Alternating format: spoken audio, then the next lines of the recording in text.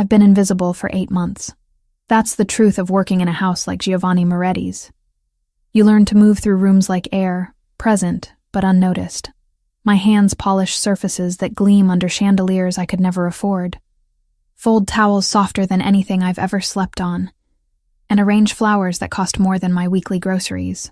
The mansion sprawls across 3 floors of Manhattan luxury, all marble and dark wood and windows that overlook a city I can barely afford to live in. Giovanni Moretti himself is a shadow I've learned to predict. I hear his footsteps on the stairs, measured, deliberate, and know to be elsewhere. I catch glimpses of him through doorways. Dark hair perfectly styled, expensive suits that fit like they were born on him, and eyes the color of aged whiskey that never quite land on me. He holds meetings in his study with men who speak in low voices and leave through side doors. I clean up after them, empty ashtrays that smell of Cuban cigars, collect forgotten glasses still wet with liquor. I don't ask questions. That's not my job. My job is to disappear. The only constant in this carefully ordered existence is Brittany. My sister works in the kitchen, 23 years old, with our mother's easy laugh and none of my caution. She makes breakfasts that smell like comfort and dinners that look like art. And every evening when our shifts end, we ride the subway back to our cramped apartment in the Bronx together. 2 bedrooms, thin walls, neighbors who fight at 3 a.m. But it's ours. Well, rented, barely afforded. I work the extra shifts when they're offered because I need every dollar. Because $47,000 in medical debt doesn't disappear on its own. Because my mother died 2 years ago from cancer that ate through her body and our savings simultaneously. And the bills kept coming long after her funeral. I signed payment plans I'll be honoring into my 30s. Accepted interest rates that should be criminal, and learned to survive on cheap coffee and cheaper hope. So I clean, I fold, I polish, I accept overtime without complaint. Thursday night, the grandfather clock in the main hall chimes 10 times as I finish wiping down the banister.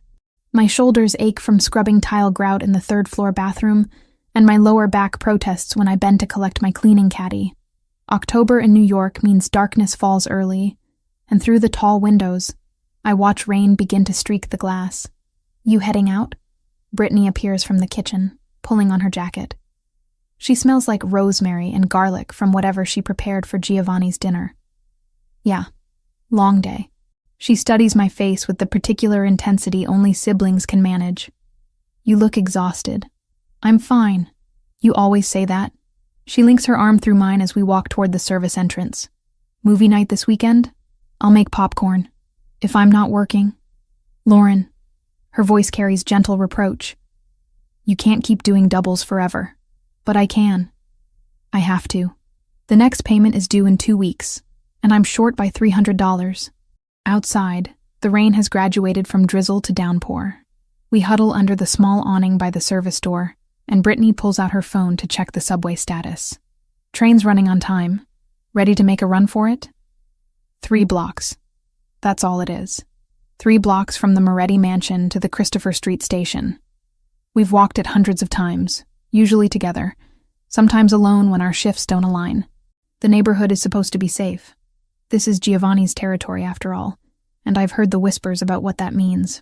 Protection, order, rules enforced by men in dark suits. Tonight, Brittany got a text from her boyfriend before we left. Some emergency with his roommate that had her swearing under her breath and apologizing profusely. "Go," I told her.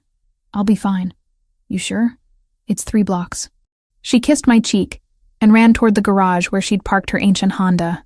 I watched her taillights disappear around the corner, then pulled my hood up against the rain and started walking. The street was quieter than usual. Most storefronts had already closed, their windows dark except for security lights that cast everything in shades of amber and shadow. My sneakers splashed through puddles, soaking through to my socks within half a block. I kept my head down, focused on the familiar route, counting the shops I passed like prayer beads. The Italian restaurant, the dry cleaner, the pharmacy with the flickering neon sign. 2 blocks down. 1 to go. The alley appeared on my left, narrow and dark between 2 buildings. I'd passed it 1,000 times without thought. But tonight, 2 figures stepped out from the shadows, blocking the sidewalk ahead. I stopped, heart suddenly hammering against my ribs. Evening, one of them said. White guy, maybe 30, with a shaved head and a jacket that looked too thin for the weather. His companion was taller, broader, silent. Evening, I managed, moving to step around them. The first man shifted, staying in my path. Where are you headed in such a hurry? Home. My voice came out steadier than I felt. Excuse me. Hold on now. He smiled, but it wasn't friendly. Just being neighborly, making conversation. The taller one moved behind me, cutting off retreat. My stomach dropped. I don't want trouble, I said. No trouble. The first man held up his hands, palms out. Just need your bag, and that phone in your pocket. Nice and easy. My mind raced through options. Scream. But who would hear over the rain? Run, but where? Fight, against two men twice my size. I pulled my crossbody bag over my head with shaking hands and held it out. He took it, rifled through quickly, pocketed my wallet. Then he looked at me expectantly. Phone. I reached into my jacket, fingers numb, and handed over my cell. My lifeline. My alarm clock. My connection to Brittany. Good girl. He examined the phone, then his eyes landed on my shirt. My cleaning uniform, visible where my jacket hung open. Simple gray polo with the mansion's discreet logo embroidered on the chest. Wait a second. He stepped closer, rain plastering his face. You work at that house. The big one on the corner. Fear spiked cold through my veins. No, don't lie. He grabbed my collar, yanking me forward. I seen that logo before. You work for the Italian, don't you? I don't know what you're talking about. Bullshit. He looked at his companion. She works for Moretti. The taller man's expression changed.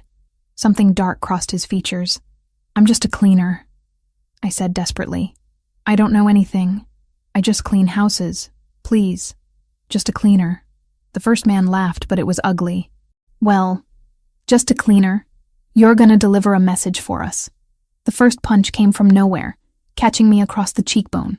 Pain exploded white-hot behind my eyes, and I staggered backward. Before I could recover, hands grabbed my arms, fingers digging in hard enough to bruise. I tried to scream, but a palm clamped over my mouth. This is what happens, the first man said, close to my ear. When people think they own our streets. When they think their Italian boss can tell us what to do. The second hit caught my ribs. Then another, and another. I stopped counting after the fourth, stopped trying to fight, just curled inward and prayed for it to end. Someone grabbed my hair, yanked my head back, and I saw the first man's fist coming toward my face before everything went black. I don't know how long I was unconscious. Could have been seconds or minutes. When awareness returned, I was lying on wet pavement, rain drumming against my back. Every breath felt like knives in my side. My left eye wouldn't open properly, swollen and throbbing. The metallic taste of blood filled my mouth. They were gone. My bag, my phone, and my attackers. All vanished into the October night. I pushed myself to sitting, biting back a sob as my ribs protested. My hands were scraped raw, my jeans torn at the knee. Through my one working eye, I could see the subway station ahead, its lights wavering through the rain. Get up, move, get home. I don't remember the walk clearly, just fragments, stumbling through the turnstile. A woman's concerned face asking if I needed help. Me shaking my head. The jarring motion of the train. Climbing the stairs to our apartment building felt like scaling a mountain. Our bathroom mirror told the story my body already knew. My left eye was swollen shut, purple spreading across the socket. My bottom lip was split and bleeding. When I lifted my shirt, bruises were already forming along my ribs in shades of red and purple. My arms bore the clear imprint of fingers where I'd been grabbed. I turned on the shower, letting it run hot, and sat on the bathroom floor fully clothed while steam filled the space. Only then did I let myself cry, quiet and controlled so I wouldn't wake Brittany. But she woke anyway. Her bedroom door opened. Footsteps approached, and then she was in the bathroom doorway, her face going pale. Lauren. Oh my God, Lauren. I'm okay. You're bleeding. We need to go to the hospital. No. Lauren, I can't afford it. My voice broke. I can't afford the ER visit, Britt. I can't. She crouched beside me, her hands hovering like she was afraid to touch me and cause more pain. What happened? Mugged. 2 guys. They took everything. Did you call the police? No phone, remember? I tried to smile, but my split lip made me wince. It's fine. I'll file a report tomorrow. Brittany's expression said she didn't believe any of this was fine, but she didn't argue. Instead, she helped me out of my wet clothes, steadied me as I showered, and bandaged the worst of the scrapes with supplies from our first aid kit. When I finally crawled into bed, she sat beside me in the dark. I shouldn't have left you alone, she whispered. Not your fault. But as I lay there, every part of my body screaming, I couldn't stop replaying the moment the first man saw my uniform. The recognition in his eyes, the deliberate violence that followed. This wasn't random, and somehow, that made it infinitely worse.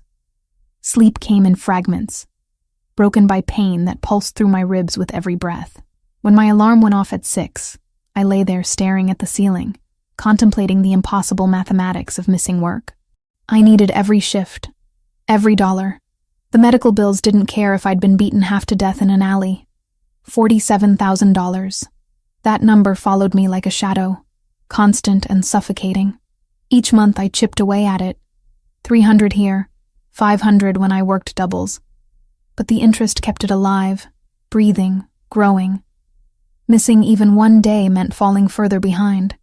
I dragged myself upright, biting back a groan as my ribs protested. The bathroom mirror showed me exactly what I'd be working with. My left eye had transformed into a grotesque palette of purple and black, swollen enough that I could barely see through the slit. The cut on my lip had scabbed over during the night. Bruises bloomed across my jaw and cheekbone like violent flowers. Makeup became war paint. I layered concealer thick enough to pass for a mask, though it did little to hide the swelling. Foundation in 3 different shades to try to match what my skin used to look like. The eye was hopeless. No amount of product could disguise that damage. I settled for making the rest of my face look human and hoped people wouldn't look too closely. The long-sleeve shirt came out of necessity despite the October heat that had settled over the city. Gray charcoal, high-necked, covering every inch of damage I could hide. When I checked my reflection one final time, I looked like someone wearing a bad disguise of myself. Brittany was already in the kitchen when I emerged, and her face crumpled the moment she saw me. Don't, I said before she could start. I'm going to work. Lauren, you can barely walk. I can walk fine. A lie. Every step sent shocks through my left side where they'd kicked me. And I need the money. One day won't. Yes, it will. I poured coffee into a travel mug, movements careful and deliberate. Payments due in 2 weeks. I'm already short 300. She opened her mouth, closed it. We both knew the math. Both lived inside the same impossible budget. At least let me drive you, she said finally. I accepted because the subway stairs felt insurmountable this morning. The mansion looked exactly as it always did. Beautiful, imposing, utterly indifferent to my suffering. Brittany dropped me at the service entrance with a look that said we'd be discussing this later, then drove around to the garage. She'd be in the kitchen by now, starting prep for whatever elaborate breakfast Giovanni preferred on Fridays. I made it through the morning on autopilot. Dust the library, vacuum the second-floor hallway, change linens in the guest rooms. Each task required focus to complete without aggravating my injuries. I moved slowly, methodically, and avoided every reflective surface I passed. Around noon, Brittany found me folding towels in the linen closet. You look awful, she said bluntly. Thanks. I'm serious.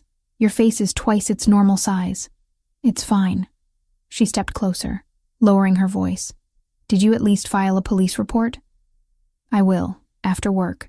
Another lie. What would I tell them? That I got mugged, and the attackers mentioned my employer?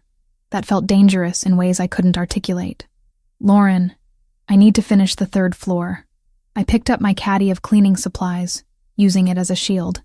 Mr. Moretti has people coming this afternoon. Everything needs to be perfect. Brittany's expression suggested she had more to say, but she let me go. I climbed the stairs slowly, grateful for the emptiness of the upper floors where no one would see me struggle. Giovanni's study was last on my list. He typically spent afternoons in meetings downtown, leaving his private space empty until evening. I knocked twice out of habit, got no response, and let myself in. The room smelled of leather and aged paper, with undertones of the whiskey he drank and the cigars he smoked on the terrace. His desk dominated the space. Dark wood polished to a mirror shine, papers arranged in precise stacks. I'd learned his system over months of cleaning. Never move the papers, just dust around them. Never touch the laptop. The crystal decanter and glasses got hand-washed and replaced exactly where they'd been. I was wiping down the windowsill, back to the door, when I heard it. Footsteps. My heart jumped stupidly, rabbit-quick panic, before logic reasserted itself. Just another employee. The housekeeper. Franco checking if I needed anything. But when I turned, Giovanni Moretti stood in the doorway. He'd removed his suit jacket, rolled his shirt sleeves to his elbows. Dark hair slightly disheveled like he'd been running his hands through it. And his eyes, those dark whiskey eyes I'd seen 100 times from a distance, were fixed directly on me. Actually seeing me, not through me. "Sorry, Mr. Moretti." My voice came out steadier than I felt. "I thought you were out this afternoon." "I can come back." "What happened to your face?" The question landed like a physical blow. Direct. Unavoidable. I fell. The lie I'd practiced. Subway stairs. They get slippery when it rains. He didn't respond. Didn't move. Just stood there watching me with an intensity that made my skin prickle. Then he stepped into the room, closing the door behind him with a quiet click that felt far too intimate. Look at me. Not a request. Not quite an order. Something in between that made me obey before I'd decided to. I lifted my face, let him see the full extent of the damage the makeup couldn't hide. His expression didn't change. Still that careful neutrality I'd observed from afar. But something hardened in his jaw. He crossed the space between us in 3 measured steps, and suddenly he was close. Too close. Near enough that I could smell cedar and something darker. More expensive. "Tell me again how you fell." The stairs were wet. I lost my footing. "Which side did you fall on?" The question confused me. "What?" "Left or right? Which side hit the stairs?" My mind scrambled. "Left, I think." "You think." He circled slowly, like a predator examining prey, and I fought the urge to back away. "But you're favoring your left side when you breathe. Protecting it. So you fell on the left, hit your left eye, split your lip, and now your left ribs hurt." Heat flooded my face. "Yes, that's a very consistent fall." He stopped in front of me again. "Show me your arms. Mr. Moretti." "Show me." My hands trembled as I set down the cleaning cloth. This was my employer. I couldn't refuse, didn't want to, for reasons I couldn't examine too closely. I pushed up the right sleeve first, the arm that had taken less damage. Just some scrapes across the forearm. The other one, I hesitated. The left arm told a different story. But Giovanni waited with infinite patience, and eventually I pushed up that sleeve too. The bruises were spectacular. Perfect finger-shaped marks circling my bicep where someone had grabbed me. Purple and yellow and angry red. Unmistakable. Giovanni stared at them for a long moment. When he finally spoke, his voice had dropped to something cold and deadly. "Who did this to you?" "I told you." "Don't." The word cracked like a whip. "Don't lie to me again, Lauren. Those are not from a fall. Someone grabbed you. Held you. Where did this happen?" The use of my name shocked me into silence. I hadn't known he knew my name. 8 months of invisibility, and he'd known it all along. 3 blocks from here. The truth came out before I could stop it. Thursday night. Walking to the subway. What did they take? My bag, phone, wallet. And then? I couldn't answer. Couldn't find words for the violence that had followed. The deliberate cruelty. "And then?" He repeated. Softer but no less insistent. "They saw my uniform." My voice cracked. "Asked if I worked for you. I said no, but they didn't believe me. They said..." I stopped, swallowed. They said it was a message. The silence that followed felt dangerous. Giovanni's jaw tightened incrementally, the only visible sign of whatever was happening behind those dark eyes. Then he moved to his desk, pressed a button on the phone. "Franco? My office? Now." "Mr. Moretti, please," I started. "Sit down. I don't want to cause trouble." "Sit down." Not angry, just absolute. The voice of someone who expected obedience and received it. I sat in one of the leather chairs facing his desk, feeling small and exposed. Giovanni remained standing, one hand braced on the desk, staring at nothing. Franco arrived within minutes. A man in his late 30s with silver threading his dark hair and eyes that missed nothing. He took one look at my face and went still. "3 blocks from here," Giovanni said without preamble.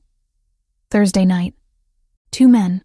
They saw her uniform and decided to deliver a message." Franco's expression turned to stone. "Where exactly?"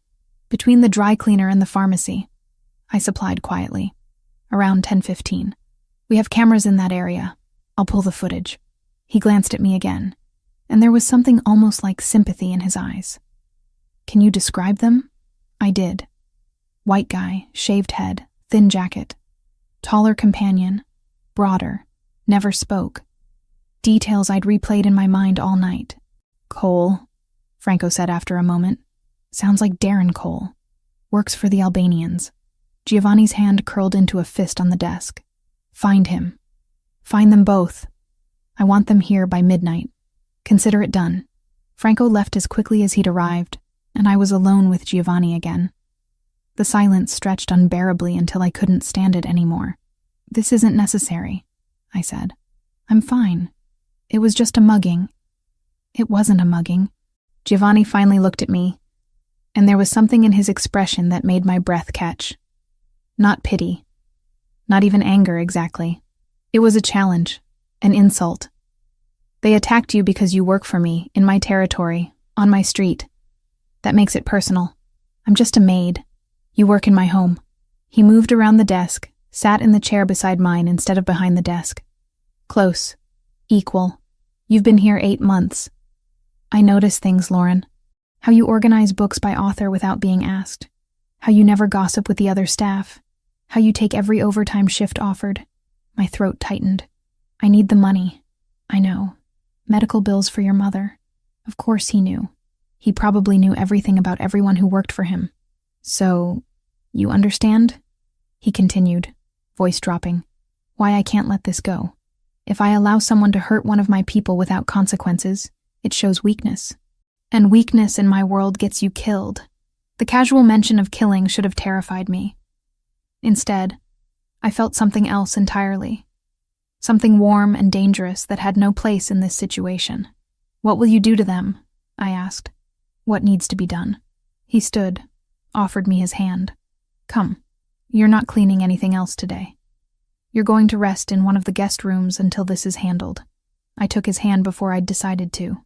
His grip was firm, careful, and he pulled me to my feet with effortless strength. For a moment we stood too close, his hand still holding mine, and the air between us felt charged with something I didn't understand. Then he released me and stepped back. "This way." I followed him through corridors I'd cleaned 1,000 times, but everything looked different now. I wasn't invisible anymore. Giovanni Moretti saw me, knew my name, and for reasons I couldn't fathom. That changed everything. The guest room Giovanni showed me to was larger than my bedroom at home. Cream walls, floor-to-ceiling windows overlooking the garden, furniture that looked like it belonged in a museum.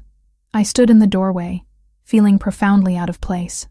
"Sit," Giovanni said, gesturing to an upholstered chair by the window. "Franco will need time to pull the security footage. I want you resting until then. I should finish my work." That wasn't a suggestion. His tone allowed no argument. "You're injured. You'll rest." He left before I could protest further, the door clicking shut with quiet finality. I sank into the chair because my legs were shaking, and my ribs screamed with every movement. Through the window, I watched shadows lengthen across the garden as afternoon shifted toward evening. Brittany appeared 20 minutes later, carrying a tray with tea and sandwiches I hadn't asked for. She set it on the side table, then perched on the arm of my chair. "Okay, what the hell is happening?" She kept her voice low. "Giovanni Moretti just personally escorted you upstairs. Franco's running around looking like someone kicked his dog. And you're sitting in the nicest guest room like you're actually a guest instead of staff. He knows about the attack." "How?" "He saw my face. Asked questions. I couldn't keep lying. I picked up the teacup, more for something to do with my hands than from thirst. Britt, they recognized my uniform. The men who attacked me. They knew I worked here." Her face went pale. "That's why Giovanni's taking it personally." "Yeah." I sipped the tea. Too hot, burning my already split lip, but I welcomed the distraction. He said it's an insult to him, that he can't let it go unpunished. Brittany was quiet for a moment, processing. Then, "I've worked here 2 years. Never seen him like this." "Like what?" "Focused. Angry, but cold angry. The kind that's more dangerous than yelling." She studied me with those two knowing sister eyes. "He used your name. So, Lauren, he calls me the cook. Everyone else is staff. He knows our names. He knows everything, but he doesn't use them. Distance, you know? But he used yours." Before I could respond to that deeply uncomfortable observation, a knock came at the door. Franco entered, carrying a laptop and manila folder. His expression was grim. "We have the footage," he said without preamble. "Mr. Moretti wants you to confirm identification." I followed him downstairs to Giovanni's study, Brittany trailing behind us like a protective shadow. The room felt different now, charged with purpose instead of empty luxury.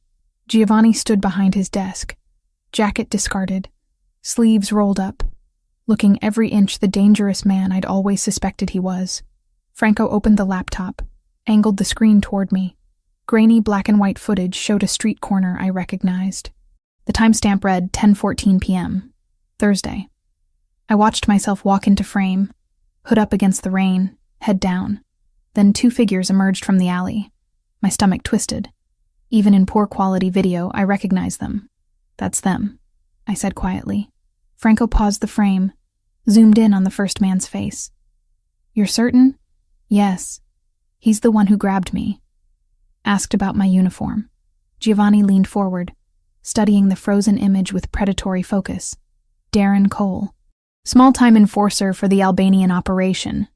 Works collections, intimidation. He looked at Franco. "The other one?" "Victor something. Croatian, I think. Muscle for hire." Franco pulled photographs from the folder, spread them across the desk. "Cole's been on our radar for months. He's part of Krasniki's crew pushing into Lower Manhattan." Krasniki. Giovanni pronounced the name like a curse. "So this wasn't random. Territory play," Franco confirmed. "They're testing boundaries, hitting your people to see if you'll respond." I listened to them discuss violence and territory and power plays like they were analyzing a chess match. The clinical detachment should have frightened me. Instead, I felt strangely removed, like I was watching a play instead of participating in my own life. "What will you do?" The question escaped before I could stop it. Both men looked at me. Giovanni's expression softened fractionally. "Find them. Bring them here. Make it clear that touching anyone under my protection has consequences. You don't have to do this because of me." My voice sounded small even to my own ears. "I'm nobody. Just someone who cleans your house." Giovanni circled the desk with deliberate slowness, each step measured and purposeful. He stopped directly in front of me, close enough that I had to tilt my head back to maintain eye contact. "You work in my home," he said, voice low and intense. "You've been here 8 months. I've noticed how you fold the newspapers so the headlines face up. How you water the orchids in the library every Tuesday because you know they need consistent care. How you never complain, never ask for anything, just do your job with quiet competence." Heat flooded my face. "You notice that?" "I notice everything in my world, Lauren, and you're part of it, whether you realize it or not." He glanced at Franco. "Assemble a team. 6 men. Find Cole and bring him to me. The Croatian too, if you can locate him." "Done." Franco closed the laptop. "What about the girl?" "She stays here tonight. Guest room on the 2nd floor. Her sister too." "Wait." I started. Giovanni held up a hand, silencing me. This isn't negotiable. Those men know you work here. They know what you look like. Until I've handled this situation, you're not walking home alone through my streets. I can't just stay here. I have a life, an apartment, bills to pay. Your bills will be there tomorrow. His tone brooked no argument. Tonight, you're under my roof and my protection. Accept it. The word protection hung in the air between us, weighted with implications I wasn't ready to examine. But exhaustion and pain were catching up to me, dragging at my bones until standing felt like an insurmountable effort. Fine, I said. One night, Giovanni's expression shifted into something that might have been satisfaction. Franco, make the arrangements. I want updates every hour. Franco left, and I found myself alone with Giovanni again. He watched me with that unsettling intensity, like he was cataloging every micro-expression. Why do you work so hard? He asked suddenly. The double shifts, the overtime. Most people do the minimum. You do everything. I debated lying, then decided he probably already knew anyway. Medical debt. My mother died 2 years ago. Cancer. The bills didn't stop with her. Understanding flickered across his features. How much? That's not your concern. How much, Lauren? The use of my name again. Like he was trying it out, testing how it felt in his mouth. 47,000. Give or take. He absorbed this information with a single nod. And you're paying it off on a housekeeper's salary. I don't have much choice. There's always a choice. He moved to the window, stared out at the darkening garden.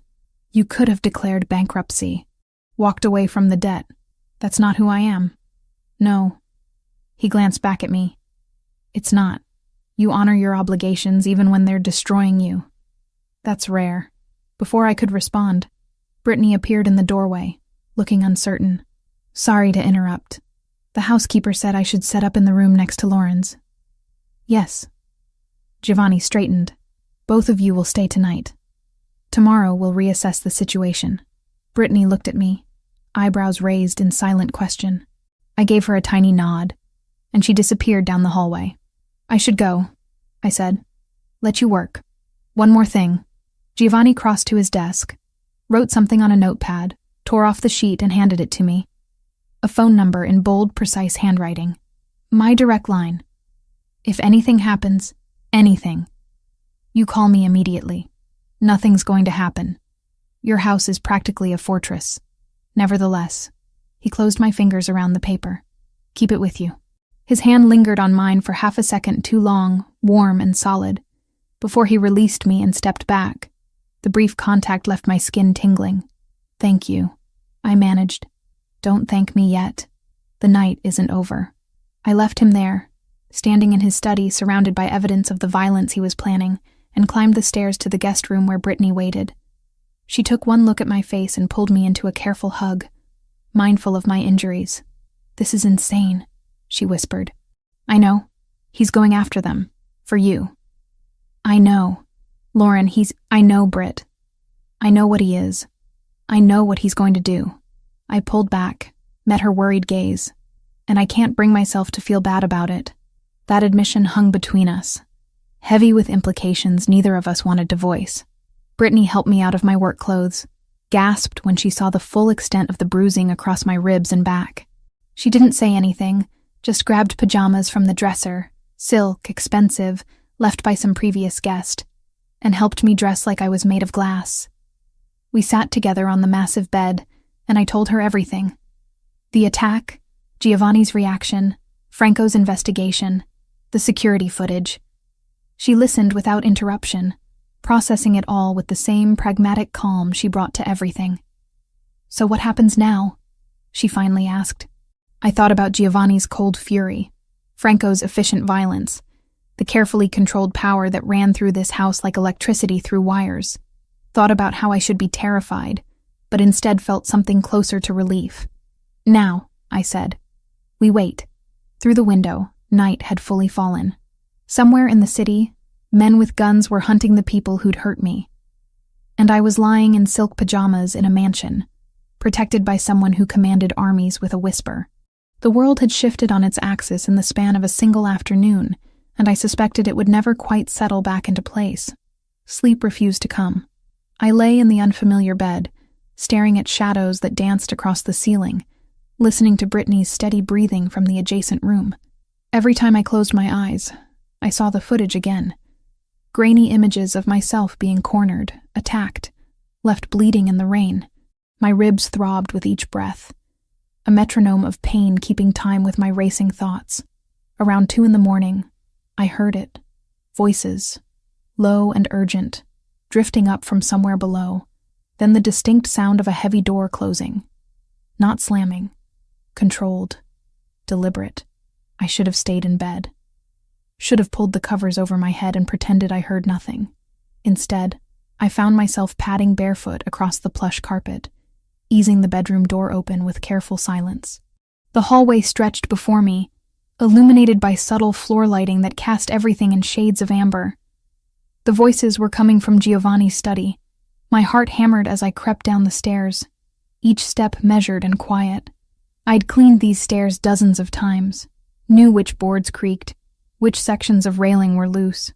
Now that knowledge served a different purpose as I descended into the darkened first floor. Light spilled from beneath the study door, a golden line against polished hardwood. I approached it like approaching a wild animal. Slow, cautious, barely breathing. The door stood slightly ajar, just wide enough to see inside if I positioned myself correctly. What I saw made my blood turn to ice. 2 men knelt in the center of the room, hands zip-tied behind their backs. I recognized them immediately despite the blood on their faces. The shaved head, the broader build of his companion, the men who'd attacked me. Franco stood to one side, arms crossed, expression carved from granite. 2 other men I didn't recognize flanked the doorway, guns visible at their waists. And Giovanni sat in his leather chair, perfectly still, watching the kneeling men with the focused attention of a predator studying prey. I didn't know Mr. Moretti. The shaved man, Cole, Franco had called him, spoke rapidly, words tumbling over each other. I swear, we didn't know she was yours. Krasniki just said to send a message. Make some noise in your territory. We were supposed to rough up a few people, nothing serious. Nothing serious. Giovanni's voice was soft, terrifyingly soft. You put your hands on someone under my protection and call it nothing serious. It was just supposed to be a warning. Show we could reach into your streets whenever we wanted. Cole's eyes darted between Giovanni and Franco, searching for mercy he wouldn't find. We weren't supposed to really hurt anyone bad. Just scare them. Scare them. Giovanni stood slowly, each movement precise and controlled. He crossed to stand directly in front of Cole, looking down at the kneeling man. Tell me something. When you saw her uniform, when you realized she worked in my home, what did you think would happen? We thought, Cole stammered. Krasniki said you'd back down, that you were getting soft, that taking Brooklyn was making you weak, spreading you too thin. Krasniki was wrong. Giovanni crouched, bringing himself eye level with Cole. Do you know what she does here? She cleans, she folds towels, she arranges flowers. She's 27 years old, working 2 shifts to pay off her dead mother's medical bills. And you beat her unconscious in the rain for politics. The silence that followed was absolute. Even from my position by the door, I could feel the weight of it, heavy and suffocating. Then Giovanni asked the question, and my breath caught in my throat. Who did this to you? His voice was barely above a whisper, but it carried more menace than any scream could have. Each word fell like a stone into still water, creating ripples of dread that spread through the room. I did. Cole's voice broke. I did it. Victor held her, but I hit her. I'm sorry, Mr. Moretti, I'm so sorry. You're sorry. Giovanni didn't move, didn't blink. You're sorry because you got caught, because you're kneeling here instead of sleeping peacefully in whatever hole you crawled out of. You're sorry because you know what comes next. He stood, turned his back on the kneeling men, and walked to his desk. The casual dismissal was somehow more frightening than any display of rage would have been. Franco. Giovanni's tone shifted to pure business. Take them. Make it clean. I want Krasniki to receive a message, but I don't want bodies showing up in the harbor creating problems with the harbor police. Understood? Understood. Franco gestured to the other men, who moved forward to haul Cole and Victor to their feet. "Wait." Cole struggled against the hands gripping his arms. "Please, Mr. Moretti. I have a family. So did she." Giovanni didn't turn around. "Her mother died of cancer. Her sister works in my kitchen. She has people who love her. People who depend on her. Just like you claim to have. The difference is she never put her hands on anyone.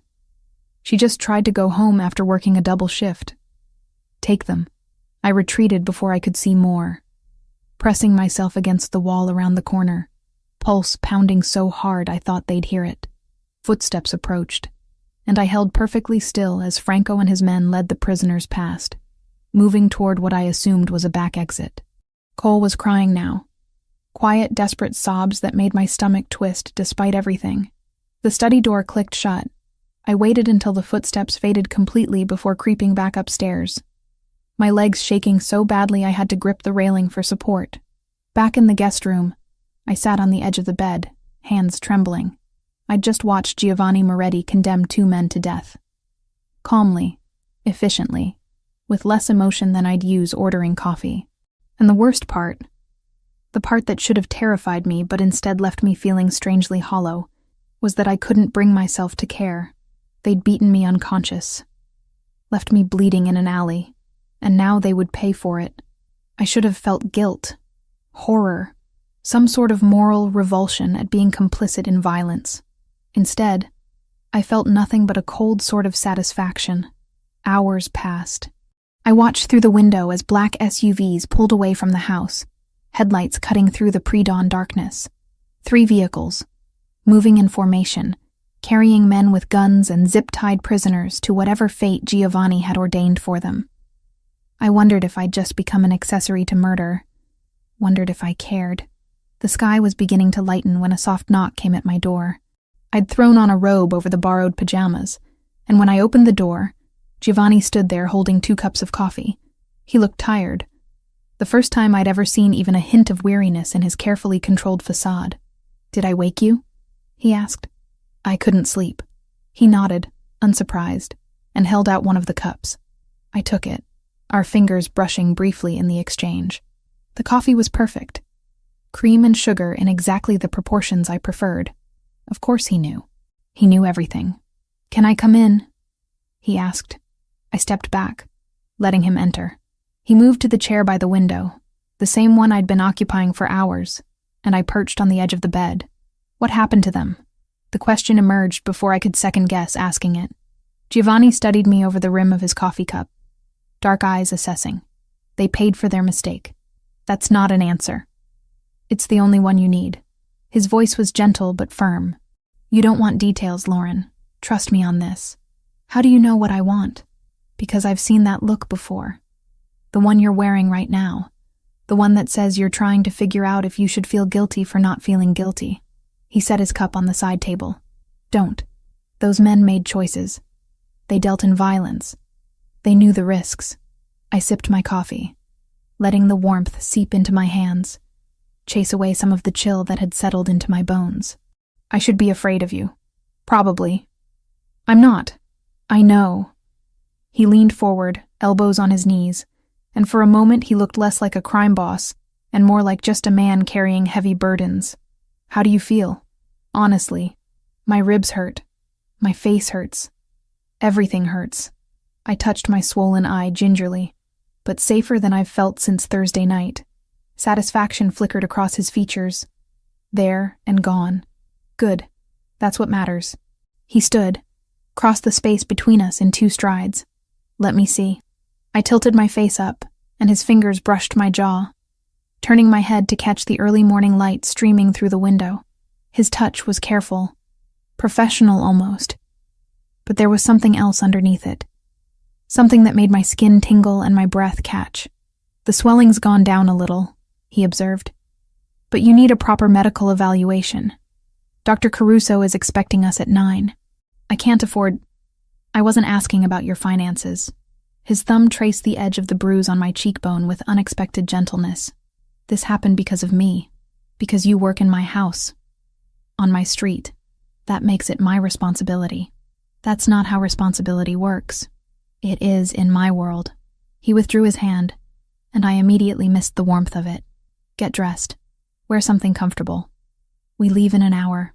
He moved toward the door, then paused, looking back at me with an expression I couldn't quite read. For what it's worth, he said quietly. You're not just a maid to me. You never were. Then he was gone, leaving me alone with those words echoing in my head and coffee growing cold in my hands.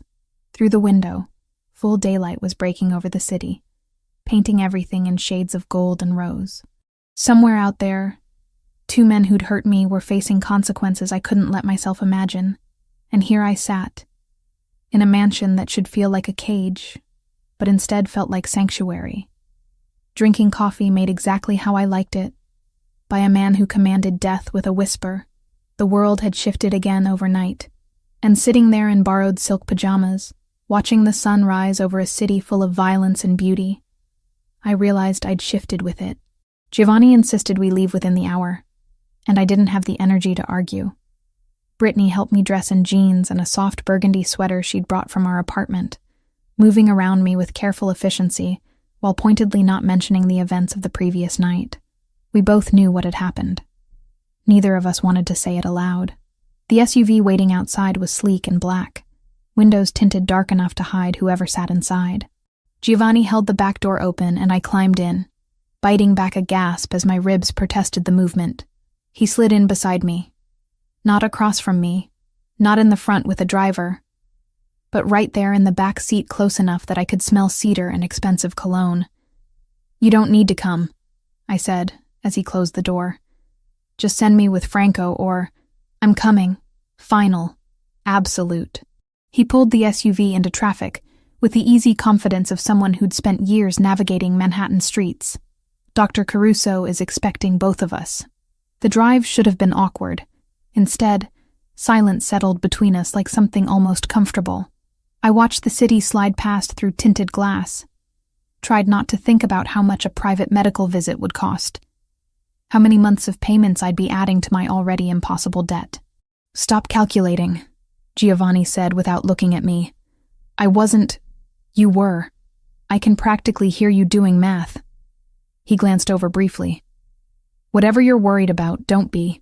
This isn't your expense. I can't let you pay for... You're not letting me do anything. I'm doing it because someone was attacked on my street, in my territory, wearing my household's uniform. That makes it my responsibility. His hands tightened fractionally on the steering wheel. Besides, you work for me. Consider it workers' compensation. That's not how workers' comp works. It's how mine does. The clinic occupied the second floor of an unremarkable building in Murray Hill. No sign outside, no indication it was anything other than offices. Giovanni led me through a private entrance. Upstairs I climbed slowly, each step a fresh reminder of Thursday night. Dr. Caruso was perhaps 60, with silver hair and hands that looked like they belonged to a surgeon. He examined my face with clinical detachment, palpating the swelling around my eye, checking my pupil responses. No sign of orbital fracture, he said, making notes on a tablet. Significant soft tissue damage, but it'll heal. How's your vision? Blurry in the left eye, but it's getting better. Good. Now the ribs. He gestured to an exam table. Shirt off. You can keep the bra on. I hesitated, acutely aware of Giovanni standing against the wall, watching. Dr. Caruso noticed my discomfort. Mr. Moretti, perhaps. I'm staying.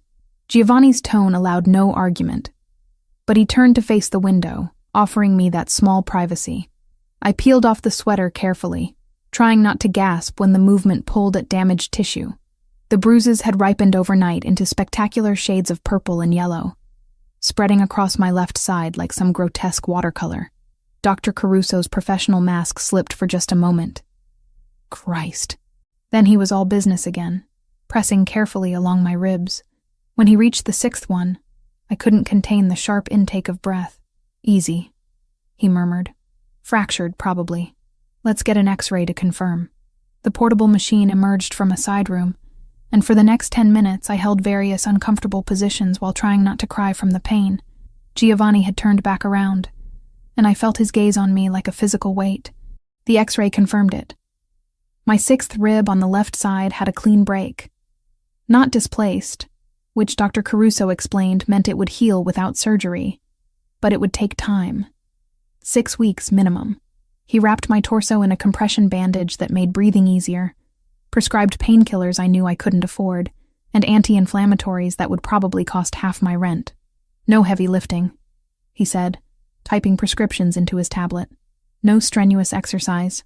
If the pain worsens or you develop difficulty breathing, call me immediately. He glanced at Giovanni. She needs rest. Real rest. Not working through it rest. She'll rest. Giovanni accepted the prescriptions Dr. Caruso printed out. I'll make sure of it. When Dr. Caruso went to press a button on the exam table, adjusting it with more force than necessary, I winced at the sudden jolt. Giovanni was across the room in 3 strides. Careful. Not a request. Not quite a threat. Something in between that made Dr. Caruso pause and nod. Of course. My apologies. The payment happened while I was getting dressed. Conducted in low voices I couldn't quite hear. By the time I emerged from behind the privacy screen, Giovanni was tucking his wallet away, and Dr. Caruso was handing me a bag with prescriptions already filled. You keep medications here? I asked. 4 special patients. Dr. Caruso's expression suggested he didn't want to elaborate. Take one of the white pills every 6 hours for pain. The blue ones are anti-inflammatory, twice daily with food. Call if you need anything. Back in the SUV, I stared at the prescription bag in my lap. How much did that cost? Not your concern. Giovanni. Lauren. He turned to face me fully, one hand draped over the steering wheel. Let me ask you something. If Brittany had been attacked the way you were, if she'd been beaten unconscious in my territory, would you want her worrying about medical bills? That's different. How? I opened my mouth, closed it. Couldn't find an answer that didn't sound hollow. You've worked in my house for 8 months, he continued, voice softer now. I know things about you. How you organize the library books by author, even though no one asked you to. How you fold the newspapers so the headlines face up. How you water the orchids every Tuesday because they need consistent care. He paused. How you never complain, never ask for anything. Just show up and do your job with the kind of quiet competence most people wouldn't notice. You noticed. The words came out barely above a whisper. He glanced my way once, a quiet admission. I noticed things, Lauren. The drive back to the mansion passed in silence, but it felt different than before. Charged, like something unspoken was building between us, pressing against the confines of the car. When we arrived, Giovanni ordered me to rest for the remainder of the weekend. No work, no cleaning, just recovery. Brittany appeared with tea and soup, fussing over me like a mother hen until I reminded her I was the older sister. But even as I protested, warmth spread through my chest at her concern. What surprised me was Giovanni. Throughout Saturday and Sunday, he materialized at odd intervals, always with some excuse, always brief, but present. He brought food when Brittany was busy in the kitchen, checked that I'd taken my medication, adjusted pillows when he caught me wincing. Each interaction was careful, controlled, but underneath the careful control I sensed something else, something that made my pulse quicken whenever he entered the room. Sunday evening I found myself on the terrace, the same one I'd cleaned dozens of times, admiring the garden below while scrubbing furniture I'd never expected to actually sit on. Now I occupied one of the wrought iron chairs, wrapped in a blanket against October chill, watching the sun set over the city. Giovanni emerged from the house carrying 2 glasses and a cigar. He handed me 1 glass. Tea, prepared exactly how I liked it, and settled into the chair beside mine. How do you feel? He asked, lighting the cigar with practiced ease. Sore, but better. I sipped the tea, let the warmth seep into my hands. The medication helps. Good. He exhaled smoke that curled into the evening air, dissipating into twilight. Dr. Caruso says you'll heal completely. No permanent damage. Physically, anyway. He turned to look at me. Really look at me. Dark eyes searching. Are you afraid? Of what? Going back out there.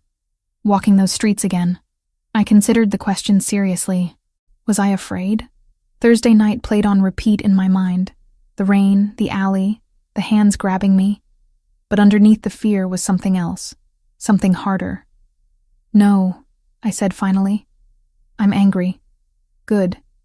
Anger is useful. Fear makes you weak. Anger makes you sharp." We sat in comfortable silence, watching the sky turn from gold to purple to deep blue. Finally, I asked the question that had been building since Friday. "Why did you take over your father's business? You could have done anything. Been anything." Giovanni was quiet so long I thought he wouldn't answer. Then, "My father died when I was 22. Heart attack, sudden and violent. He left me an empire built over 40 years, and 200 families who depended on us for work, protection, justice the law wouldn't provide." He studied the cigar, watching the ember glow. I could have walked away. Sold everything. Moved to Europe. Lived off the money. But those families would have been absorbed by rivals or left to fend for themselves in a city that doesn't forgive weakness. So you chose responsibility over freedom. I chose honor over ease. He glanced at me. "What about you? Why do you work so hard? The double shifts, the overtime. It's more than just making ends meet. The medical debt. The number that haunted me." I took a breath, felt it pull at my wrapped ribs, and told him. About my mother's cancer. The treatments that promised hope but delivered only more pain. The bills that arrived after her funeral like accusations. $47,000 in debt that would follow me for years. Giovanni listened without interruption, without judgment. When I finished, he simply nodded. "That kind of debt, it's designed to be impossible," he said. "They know most people will pay minimum amounts forever, feeding the interest machine. It's legal extortion. Maybe. But it's still mine to pay. Because you honor your obligations."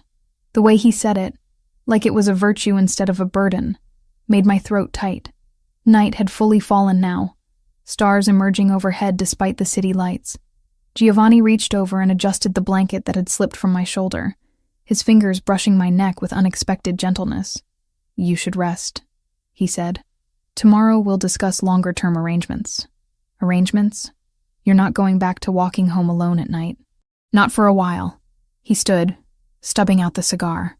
"We'll figure something out that doesn't make you feel caged." He left me there on the terrace, the city spread out below like a glittering promise. And for the first time since Thursday night, I felt something other than pain or anger. I felt seen, protected, like maybe, impossibly, I mattered to someone who could move mountains with a word. Monday morning arrived with news that rippled through the mansion like an earthquake. On Monday after lunch, Brittany cornered me by the break room. "Did you file the report?" she asked. I told her the truth. Franco's men had already turned the attackers over to Giovanni. Walking into a precinct with his name on my bruises felt like painting a target on my back. HR logged an internal incident instead, and Rosa made me sign it. It wasn't justice, but it was safer, for now. I heard it first from the housekeeper. Rosa, I needed to avoid that name. I heard it first from Rosa, the head housekeeper, who whispered to another staff member in the hallway outside Giovanni's study. 3 Albanian establishments hit over the weekend. A gambling operation in Queens, a restaurant that fronted money laundering in Brooklyn, and a warehouse near the docks that everyone knew stored contraband. No one killed, but the message was unmistakable. Giovanni Moretti had responded to the attack on me with surgical precision. I returned to work despite Brittany's protests and my body's screaming objections. The compression wrap around my ribs made breathing easier, but every deep inhale reminded me of Thursday night. Every time I turned too quickly, pain flared along my left side like lightning. Giovanni found me in the second-floor hallway, polishing a mirror I could barely reach without gasping. "What are you doing?" His voice was low, controlled, but I heard the displeasure underneath. "My job." "You're supposed to be resting. I've rested all weekend. I need to work." I kept my focus on the mirror, watching his reflection rather than turning to face him. Bills don't pay themselves.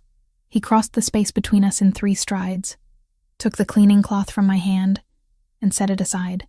No heavy lifting. No reaching above your head. No bending that makes you wince like you're being stabbed. I wasn't. I watched you climb these stairs. You gripped the railing like it was the only thing keeping you upright. His dark eyes searched my face. "You're wearing the compression wrap?" Yes. Taking the medication? Every 6 hours, just like Dr. Caruso said. Good. He retrieved the cloth, handed it back. Light work only. If I catch you doing anything strenuous, I'm sending you home. Understood? Understood. But he didn't leave. Just stood there, studying me with that intensity that made my pulse quicken for reasons that had nothing to do with fear. How's the pain? On a scale of 1 to 10. 4. Maybe 5 when I move wrong. That's better than Saturday. It's healing.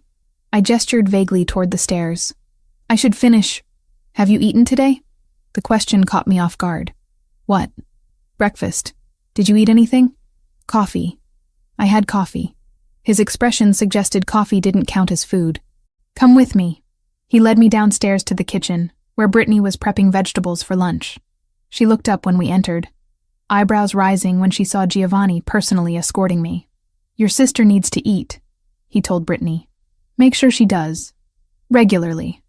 Not just coffee. Yes, sir, Brittany said, fighting a smile. Giovanni left, and the moment the door swung shut, Brittany rounded on me. He personally checked if you ate breakfast. Apparently. Lauren, he's never done that for anyone. Ever. In 2 years, I've never seen him ask a staff member about their meal schedule. He's just making sure I recover properly. Because I got hurt in his territory. Keep telling yourself that. She pushed a plate of pastries toward me. Eat. Before he comes back and lectures us both. The week that followed established a new pattern I couldn't quite make sense of. Giovanni appeared at odd moments. When I was dusting the library, organizing linens, watering the orchids I'd tended for months without him noticing. Each time he'd pause, ask how I felt, adjust a pillow if he saw me sitting, bring coffee prepared exactly how I liked it, even though I'd never told him my preferences. Other staff members noticed. I caught curious glances, heard whispers that stopped when I entered rooms. But no one said anything directly, and I tried to pretend the attention from one of Manhattan's most dangerous men was completely normal and not at all making my heart race every time he walked into a room. Franco appeared Tuesday afternoon while I was folding towels in the linen closet, moving carefully to avoid pulling at my healing rib. He's different with you, Franco said without preamble. I jumped, nearly dropping the towel. I didn't hear you come in. That's the idea. He leaned against the doorframe, arms crossed. I've known Giovanni since he was 22. Watched him build this organization from the ground up after his father died. He doesn't let people in. Doesn't show weakness. Doesn't care about the small details of anyone's life unless it serves a strategic purpose. What's your point? My point is he knows how you take your coffee. He noticed when you changed the way you organize his books. He personally drove you to the doctor. That night, I rewrapped the bandage exactly the way Dr. Caruso had shown me and set an alarm for the next dose. 6 weeks sounded like a lifetime, so I started by surviving the next 12 hours. And sat there while you got examined. Franco's expression was unreadable. That's not strategy. That's something else. He's just being responsible. I got hurt because of his business. Sure. Keep believing that if it helps you sleep at night. Franco pushed off the doorframe. But when this gets complicated, and it will, remember I warned you. He left before I could respond, and I stood there holding towels and trying to ignore the way my pulse had quickened at his words. Thursday night, a week after the attack, I found myself alone in the library. Giovanni had asked me to organize some new acquisitions he'd received, and I'd been arranging them by author when the sun set and the house quieted around me. My bruises had faded to yellowish shadows, barely visible unless you knew where to look. The swelling around my eye had disappeared entirely, but my ribs still ached when I breathed too deeply. A constant reminder that I wasn't quite healed. I was shelving a leather-bound collection of Italian poetry when I heard footsteps behind me. You're working late. Giovanni's voice, low and close.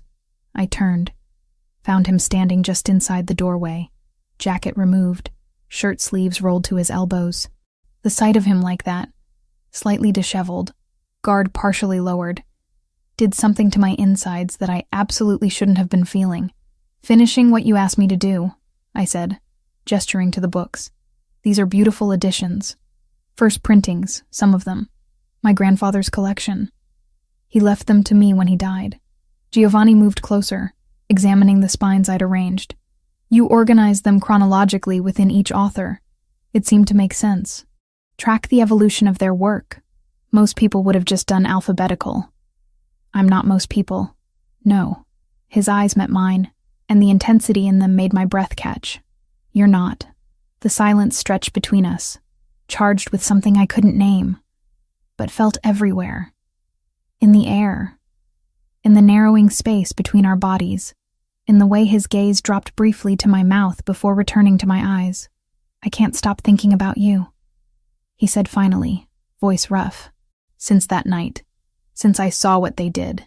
Since I realized you've been here for 8 months, and I'd been too blind to really see you. My throat went dry. Giovanni, tell me you don't feel it.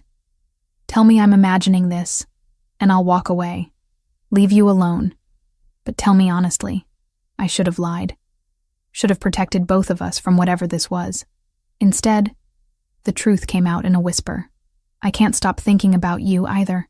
He closed the distance between us in one step, his hand coming up to cup my face with surprising gentleness. His thumb traced the faded shadow of the bruise on my cheekbone. I'm not a good man, Lauren. I do terrible things to maintain power and protect what's mine. You deserve better than what I can offer. Maybe I don't want better. Maybe I want this. The kiss happened like inevitability. Soft at first. Questioning. His lips against mine, testing boundaries neither of us had acknowledged existed. When I didn't pull away, when my hands came up to grip his shirt, it deepened. His other hand found my waist, careful to avoid my injured ribs, and I tasted coffee and something darker, more dangerous. Heat flooded through me, erasing rational thought. This was Giovanni Moretti, crime boss, killer, the man who'd ordered deaths with the same ease most people ordered dinner. And I was kissing him in his library while the city sprawled below us, oblivious to how my world had just tilted on its axis. His phone buzzed violently in his pocket. We broke apart, both breathing hard. He pulled out the device, rid the screen, and cursed softly in Italian. I have to go. Franco needs me. But he hesitated, looking at me with an expression I'd never seen before. This conversation isn't over. No, I agreed. It's not. He kissed me once more, quick and fierce, then was gone. I stood there for several minutes, fingers pressed to my lips, trying to process what had just happened. When I finally made it back to the guest room I'd been occupying, Brittany was waiting. She took one look at my face and knew. You kissed him. He kissed me, I think. Maybe I kissed him. It was mutual kissing. Oh my God. She pulled me to sit on the bed. Lauren, this is insane. I know. I was going to say dangerous. But insane works, too. She studied me carefully. Are you okay with this? Because once you start something with a man like Giovanni, there's no going back to being invisible.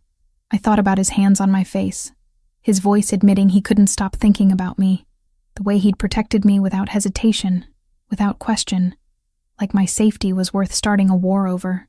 I don't think I want to be invisible anymore, I admitted.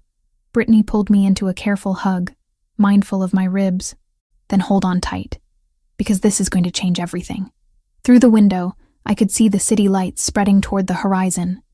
Somewhere out there, Giovanni was handling whatever emergency Franco had called him for, making decisions that would ripple through the criminal underworld, maintaining power through calculated violence and careful strategy. And when he came back, we'd have to figure out what this thing between us meant. How a maid and a mafia boss could possibly navigate feelings that defied every logical boundary. But for now, I sat with Brittany in comfortable silence, touching my lips where Giovanni's kiss still burned, and let myself feel something other than pain or fear or exhaustion. I let myself feel wanted. The days following that first kiss blurred into something I'd never experienced before, a secret carved out of stolen moments. Giovanni would find me in empty corridors, pull me into unused rooms, kiss me until my knees weakened, and my carefully constructed boundaries dissolved. We talked in hushed voices after everyone else had gone home, conversations that stretched into early morning hours about everything and nothing, his childhood in Naples before his family immigrated, my mother's final months, the weight of inheriting empires neither of us had asked for. My rib still ached when I moved wrong, a constant reminder that I wasn't fully healed. But the pain was fading, becoming background noise instead of the main event. 3 weeks had passed since the attack, and the bruises had disappeared entirely. Only the fractured rib remained, sensitive but improving. Brittany caught us one evening in the kitchen. She'd come back for something she'd forgotten, and found me pressed against the counter with Giovanni's mouth on mine, his hands careful on my waist, avoiding the compression wrap I still wore. "Oh my God," she breathed. We broke apart. Giovanni didn't look remotely embarrassed, just slightly inconvenienced by the interruption. I felt heat flood my face. "Britt, no, it's fine. She looked between us, processing. "Okay, this is happening. This is actually happening. Are you upset?" I asked. She studied Giovanni with the same critical eyes she'd used to evaluate my boyfriend since we were teenagers. "Are you going to hurt her?" "No." Simple. Absolute. "Are you going to get her killed because someone wants to hurt you through her?" "I'd burn this city to the ground first." Brittany absorbed this, then nodded once. "Okay then.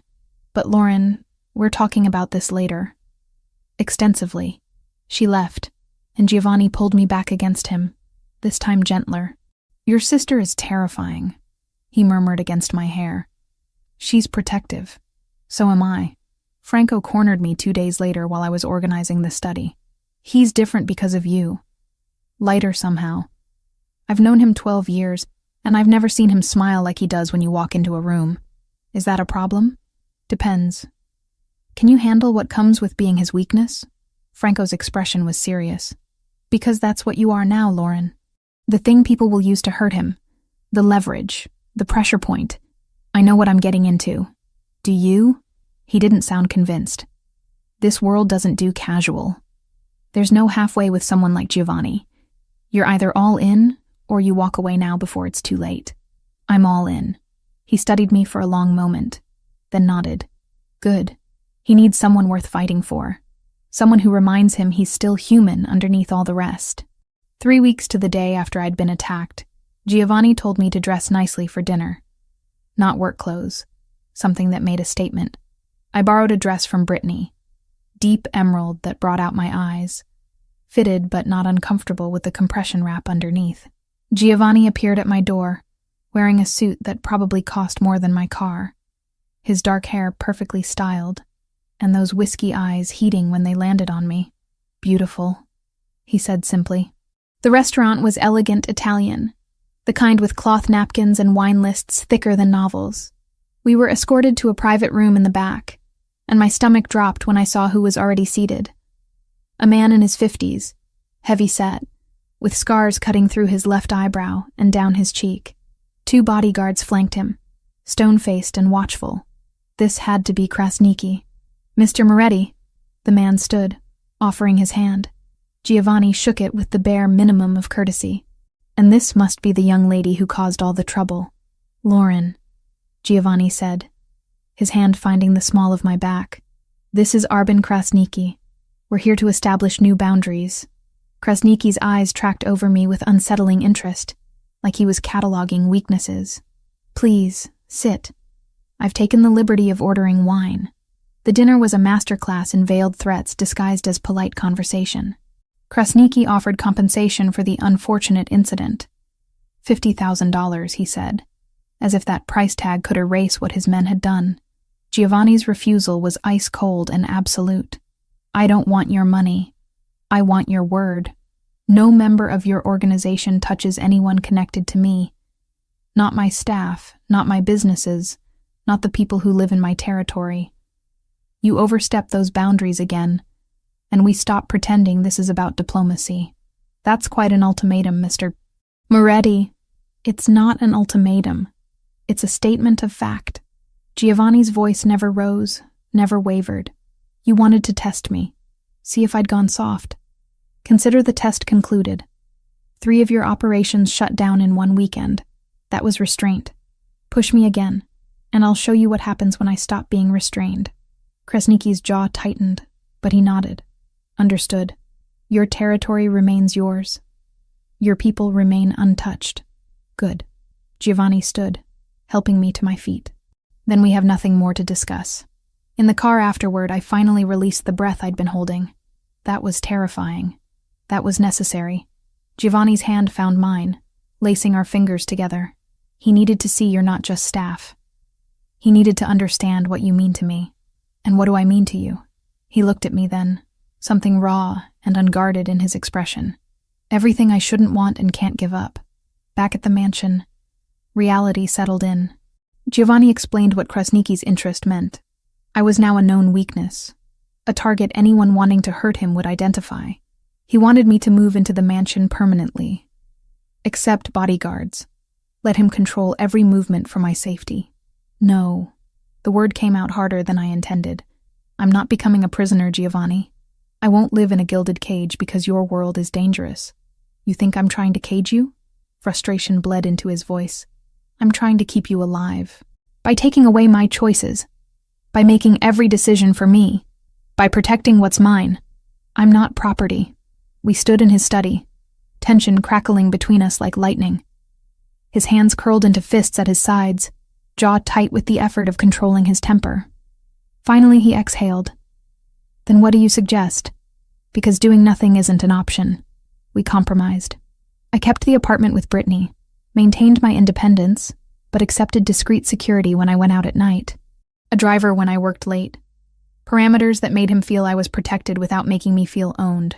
I need you to understand something, I said quietly. I'm choosing this. Choosing you. But I need to choose it, not have it forced on me. I understand. He crossed to me, cupped my face with both hands. I'm not used to caring about anyone this much. It makes me irrational. You?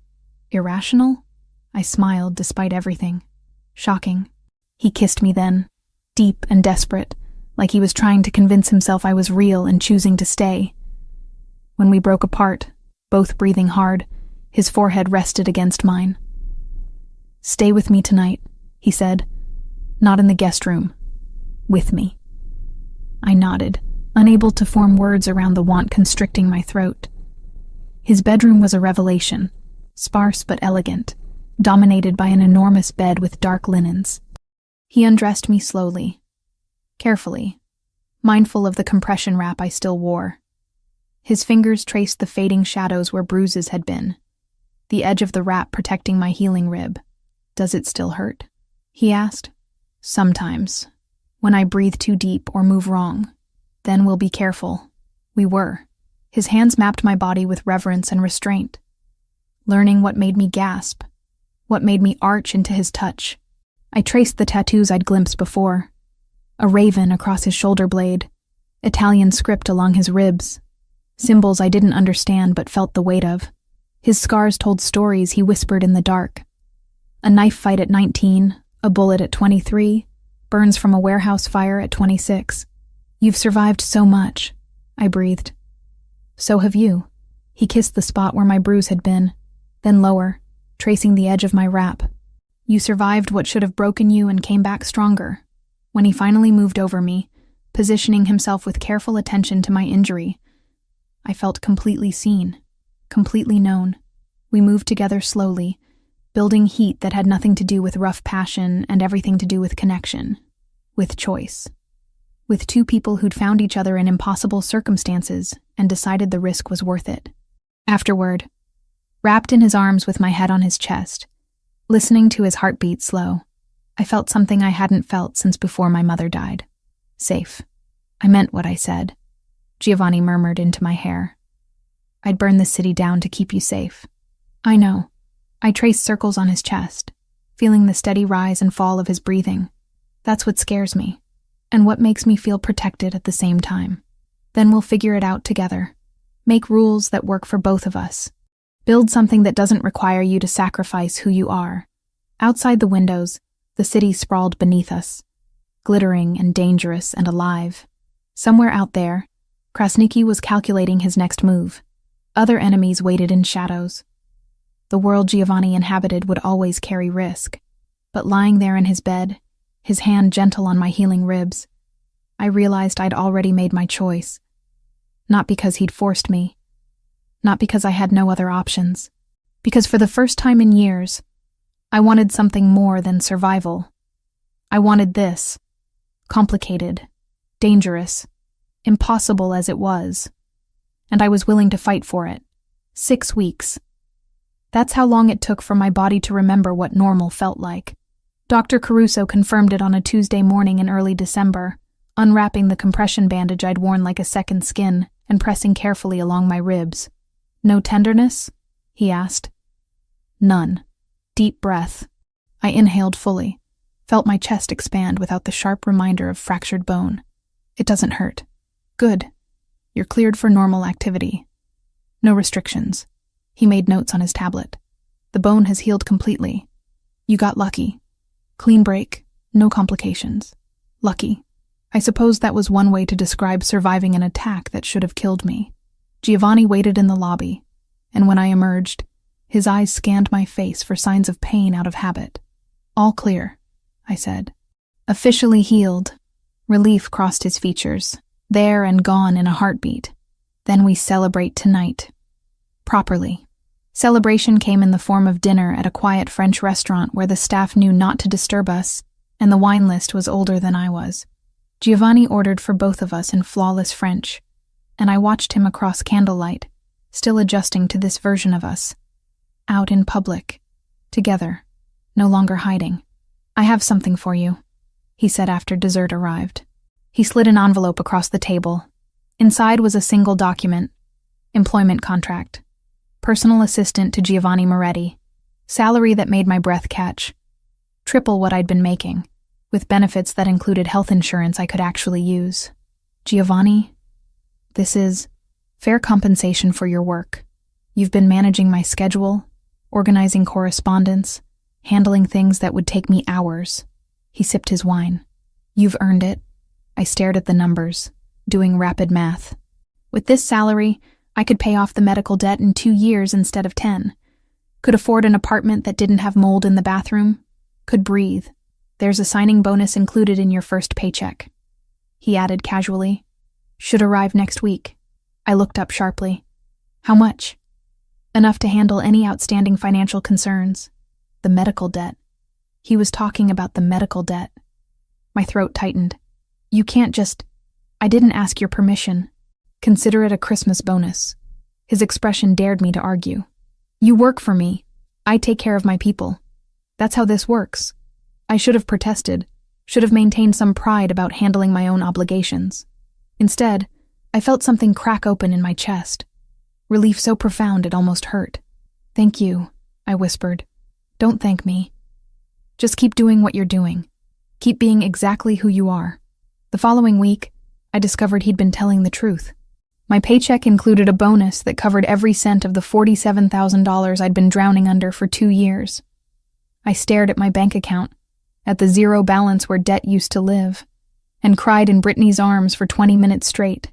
"He paid off your medical bills," Brittany said, stating the obvious while I soaked her shoulder with tears. "Giovanni Moretti, crime boss, paid off your dead mother's cancer debt." I know. That's the most romantic thing I've ever heard, and also completely insane. I know that too. Our relationship settled into a pattern that felt sustainable. I spent 3 nights a week at the mansion, 4 at the apartment with Brittany, maintained my own space, my own life, while building something new with Giovanni that didn't require me to disappear into his world completely. He gave me access to his private spaces, his thoughts, his vulnerabilities. I gave him honesty, boundaries, and the kind of devotion that came from choosing him every day, rather than being forced into compliance. The underworld noticed. Word spread that Giovanni Moretti had a woman, not a mistress, not a plaything, something else entirely. Someone he listened to, someone who influenced his decisions in ways that made rivals nervous and allies curious. Franco cornered me one afternoon in Giovanni's study. "Krasniki's dead." I looked up from the correspondence I'd been organizing. "What?" "Internal war. His nephew made a play for leadership. It got bloody. Krasniki didn't survive." Franco leaned against the desk. "His territory is up for grabs. We could expand into Queens, take everything he built. Does Giovanni know?" "He's the first person I told. After you." Giovanni appeared in the doorway moments later, and Franco repeated the news. I watched Giovanni process the information, saw the calculation happening behind his eyes. Territory meant power. Power meant security. It was how this world worked. No, Giovanni said finally. Franco blinked. No, we're not expanding. Our current territory is stable, profitable, manageable. Taking Queens would stretch resources and create new enemies. He glanced at me, something passing between us. I'd rather have what I can protect than grasp for everything I might lose. After Franco left, I crossed to Giovanni. That was because of me. That was because I'm tired of building empires at the expense of having a life. He pulled me against him. You made me realize I can choose differently. Choose sustainability over endless expansion. Choose what matters. And what matters? You. This. Keeping what I have instead of always wanting more. That evening, I had dinner with Brittany at our apartment.